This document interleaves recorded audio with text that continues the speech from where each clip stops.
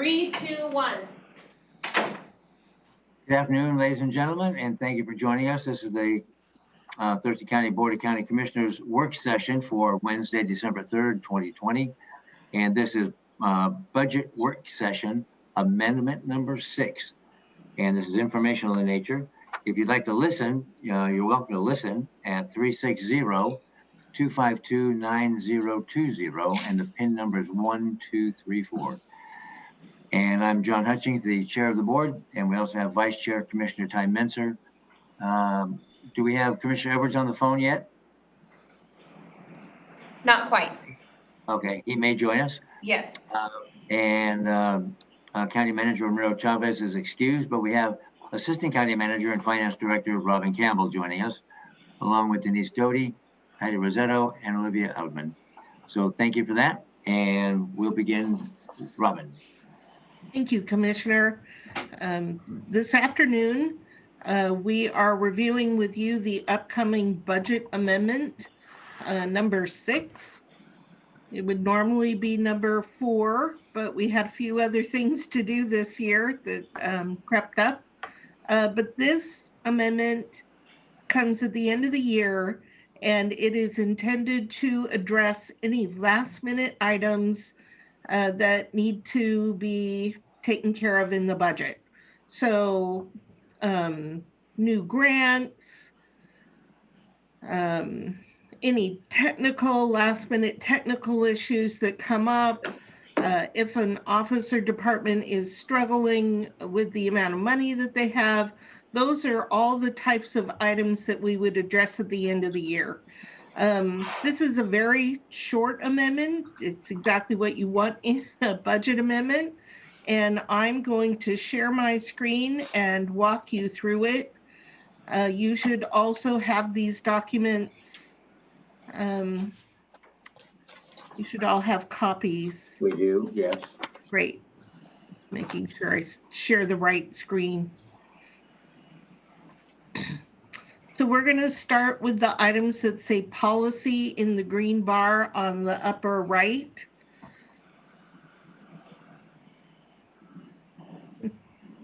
Why is this not moving? So the first item is from the coroner. The coroner saw quite a few unanticipated expenses this year. He said that they were mainly due to COVID, but it was not possible for us to really identify discrete costs that were directly due to COVID, other than the additional supplies that the coroner needed. So we did use CRF money to cover some of those costs, but it was more than we could directly attribute to COVID. So we couldn't claim all of his additional costs in CRF.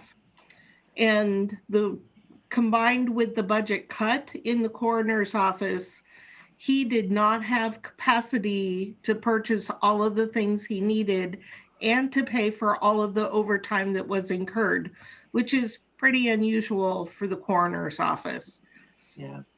So we are requesting $15,000 to add to the coroner's budget. That would be from general fund. That is the only policy impact to general fund.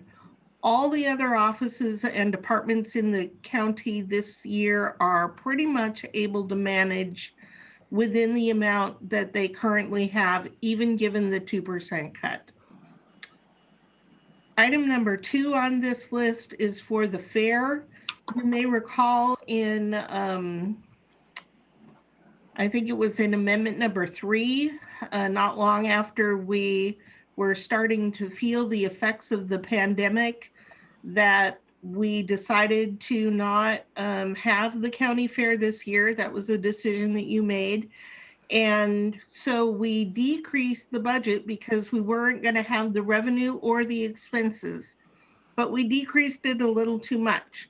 So this is a technical change so that the fair has sufficient expenditure authority to pay all of their bills this year. There's sufficient money in the fund to be able to cover these additional costs. They just need appropriation authority so they can make the expenditures. Item number 5, I'm not sure why we jumped from 2 to 5, but item number 5 is for the risk fund increase. It's $250,000. You've been having conversations with your risk manager, and as you know, we are working on wrapping up some claims. This gives sufficient appropriation authority to be able to pay for the settlements if we are able to negotiate an agreement by the end of this year. If the agreements don't get settled by the end of this year, the money will just remain in the fund and the appropriation will lapse. And we'll talk to you next year if we need additional appropriation authority to pay the claims. Item number 6 is for benefits administration. They are asking for $10,000 in HR because they had a person that had been with the county for a very long time retire, and the leave buyout is a little in excess of $25,000 for that one person. And they've done their best to absorb this cost, but they just didn't have enough expenditure authority. So this is an example of how every office and department is under our normal policy asked to absorb the cost of cash out if people leave the county or retire. And many offices and departments, for the most part, were able to find a way to absorb those costs, but sometimes it's just a little more than expected, like this one. So they are asking for $10,000 to make their budget whole. They will absorb the remaining $15,000 of this cash out. Robin? Yes. Regarding that line item, the statement of need doesn't end with a complete sentence. What's the rest of it? I'm not sure where yours ends, but this says the Benefits Administration Fund paid out an unanticipated $25,145.22 in leave cash outs due to the unexpected retirement of a long-term employee. The ending fund balance is healthy enough to absorb the cash out, but has left us with very little expenditure authority should another unplanned expense arise. All right, thank you. Thank you. That's all of the policy items. Do any commissioners have questions about any of these? Ty, anything? Has Gary? Yes. Oh, go ahead, Gary. Okay. On the coroner, you said it was 15,000. On the fair, you didn't give us a dollar amount, nor on the risk fund. I don't know if we needed it. And is there an additional dollar amount that's going to go with that number 6 on with the benefits administration? Yes, Commissioner. I'm sorry I didn't read those amounts out. For the fair, they are requesting $25,000 in expenditure authority. And that is from the fair fund. That is not general fund. For the insurance risk, it's coming from the risk pool, $250,000 in additional expenditure authority. Again, no impact to the general fund. And then for the benefits administration in human resources, to cover a portion of the $25,000 cash out, they are asking for $10,000. Again, no impact to the general fund. Okay, thank you. Sure. So it just gets easier from here. On the maintenance page, these are technical items. Lines 1 and 2 are two sides of the same transaction. When we made the adjustment for district court in TST, there was a typo that we need to correct. So a little more cost to the general fund, a little less to TST. Just under $7,000 is the impact in the general fund. And then line number 3 is in Public Works. They're buying a copy machine. So you see both the expenditure and the revenue, it nets to zero. And those are all of the technical adjustments.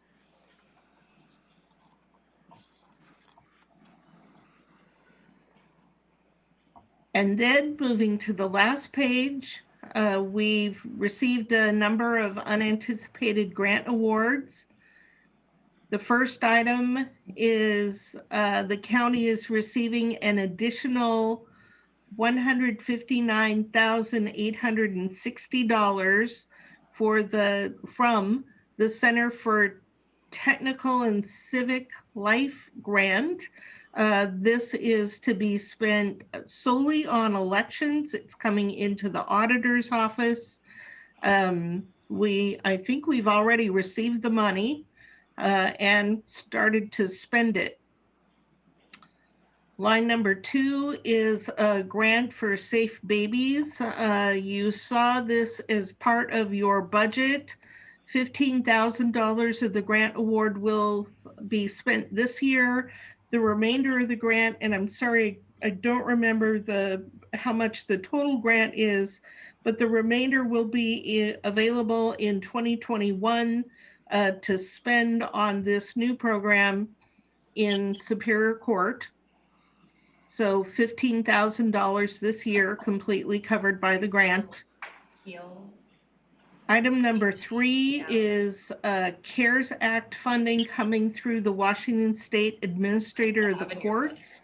The state of Washington, as you know, the bulk of the coronavirus relief fund came to local governments through the Washington State Department of Commerce, but a small amount was allocated through other state agencies, and this is one of those grants. So our courts were able to access additional CRF money that will take us through December 30 of this year, and we're going to use that for the offsite courtroom costs in December. So that's $35,000 that we'll receive in additional CARES money this year. Item number 4 is for the Sheriff's Office Law Enforcement. They've received a little over $10,000 for the task force associated with the Joint Law Enforcement Operations Task Force. So that pays for a small amount of overtime in the sheriff's office. Those are all the items in the general fund. Then we move to other funds. In public health and social services, you are very familiar with the LEAD grant, Law Enforcement Assisted Diversion. We will receive $160,000, and you have in your preliminary budget authorized treatment sales tax in the future to be able to match this and to help fund the program next year. So $160,000 is how much we think we'll spend this year. The remainder of the grant is budgeted next year. Line number 6 is for the Interlocal Drug Enforcement Task Force. There's an additional $1,000 from the Department of Justice to pay for organized crime and drug enforcement activities on the task force. And the last grant item is $1,546,752, again, in COVID funds coming from the Department of Health. And this is another one of those items where the state is funneling federal money through a state agency to local government. This 1.5 million must be spent on public health costs, and it's coming through the public health consolidated contract. All of these grants, the expenditure amount is equal to the revenue, so there is no impact on any of the county funds. Okay. Gary, any questions? Yeah, I'm sorry, Robin. Yeah. Go ahead. Oh, okay. Go ahead, Gary. Yes. I'm curious how come the interlocal drug fund grant for $1,000 came under PHHS and instead of other areas up there. What was that about? So the interlocal drug enforcement came from the sheriff's office.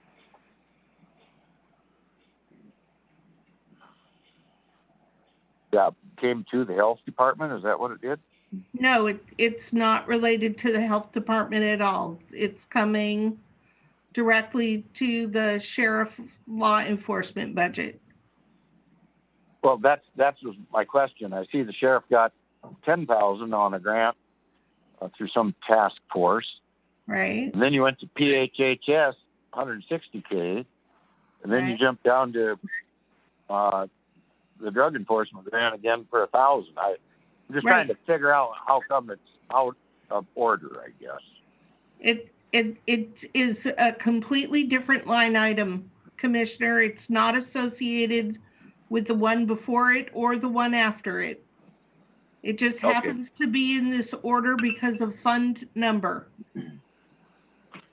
Okay, thank you. Hey, Gary, you're getting confused with number 5, line item number 5, which is public health and social services, but it's for the law enforcement assisted diversion grant for 160. Is that? I was just trying to figure out how come it was out of order when we jumped. After we passed the sheriff's office. That's all. Okay. No, I'm okay. Okay, thank you. Ty, any questions on this? Just a comment. Best budget amendment ever.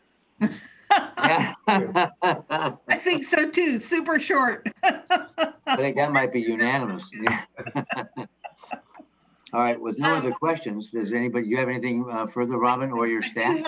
I have 2 other things to tell you about. The first is that there will be one additional item, and we don't have it available for your review today, but we'll have that for you next week. We are going to, it's a technical change, and it is to adjust the budget so that the budget in Munis lines up exactly with where the expenditures were for the CRF money. So we're just going to move that CRF budget between offices and departments so that it lines up with where the expenditures are. It's technical because that is one of the things that the state auditor will look for. So it nets to 0 and there's no impact. It's also not an opportunity to spend additional money. We just are aligning what we had to how we Okay. The last thing that I wanted to share with you is that budget amendments do not require public hearings, but they do require legal notice. So we have to notice that it is the intent of the board to take action to amend this year's budget. It has to run in the paper once a week for 2 weeks prior to the action being taken. So there was a legal notice published regarding this amendment on December 1st in our official newspaper, The Olympian. And if anyone would want additional information, that is available, and all they need to do is contact any one of us to receive this information. Perfect. Gary, any questions or comments? No, I guess not. I think I've got it. Thank you. Okay, Ty, anything further? No.